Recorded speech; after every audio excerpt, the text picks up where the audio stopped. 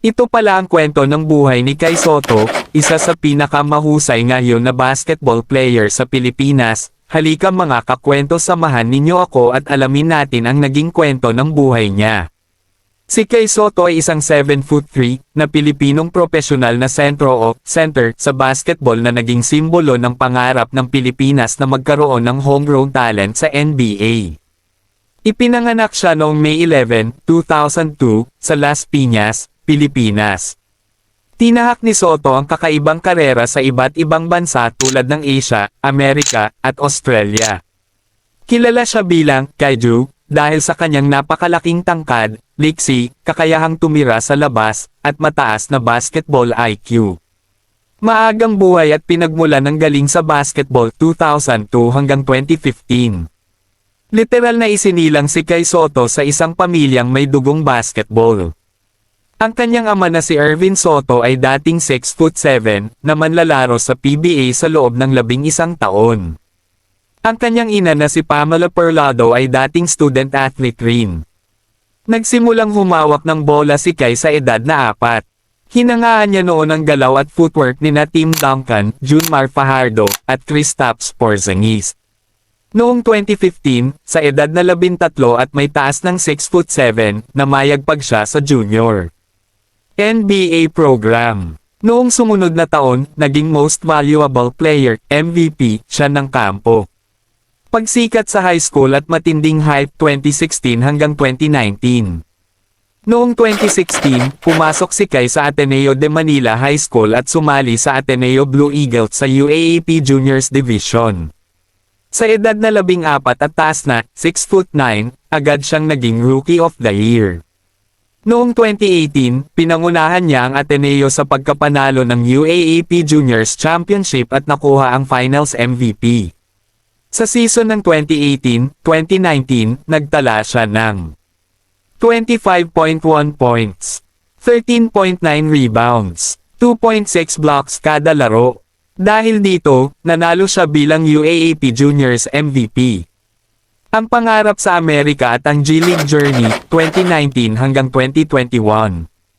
Dahil alam niyang kailangan niyang humarap sa mas matinding kompetisyon, lumipat si Kai sa Estados Unidos noong 2019 bago pa matapos ang high school.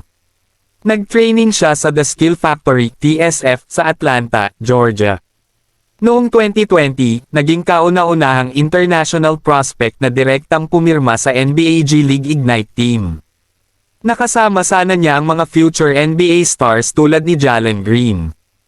Ang problema sa schedule. Dahil sa pandemya at international travel restrictions, kinailangan niyang bumalik sa Pilipinas upang maglaro para sa Gilas Pilipinas sa FIBA Asia Cup qualifiers. Dahil dito, nagkaroon ng conflict sa G-League schedule. Nauwi ito sa maayos na paghihiwalay nila ng G-League Ignite bago pa siya makapaglaro ng official game.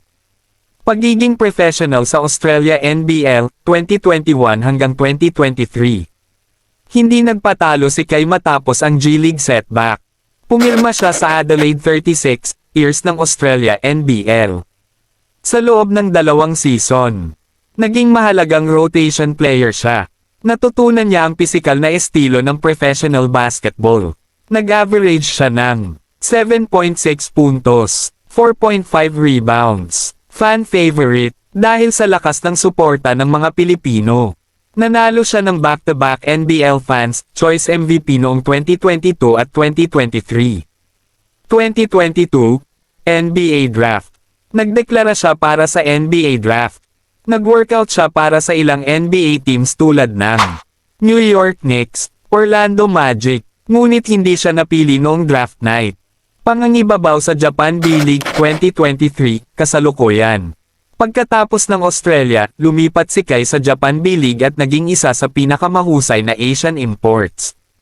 Mga koponan ni Kai sa Japan: Hiroshima Dragonflies, Yokohama B Corsairs, Coach Igaya Alphas, breakout performance. Habang nasa Yokohama, nagtala siya ng career high na 28 puntos laban sa Alvar Tokyo noong March 2024. NBA Summer League. Noong 2023, nagsuot siya ng jersey ng Orlando Magic sa NBA Summer League. Laban sa Portland, nagtala siya ng 6 na puntos, 4 rebounds, 3 blocks. Coach Igaya Alves. Noong 2024, pumirma siya sa Coach Igaya Alves. Naging double-double machine siya sa liga. Malubhang injury at pagbabalik, noong 5 ng Enero taong 2025. Nagtamo siya ng malubhang ACL injury sa kaliwang tuhod. Pagkatapos ng halos 1 taon na rehabilitasyon, bumalik siya noong ika-24 ng Enero taong 2026. Pagkatapos nito, umabot siya sa 1,000 career points sa B-League. Nagtala rin siya ng career high na 19 rebounds noong ika-29 ng Marso taong 2026. Bayani ng Gilas, Pilipinas. Kahit saan man siya maglaro, hindi nawala ang dedikasyon ni Kai sa Pilipinas. Mula pa noong youth tournaments, naging pangunahing manlalaro siya ng Gilas, Pilipinas.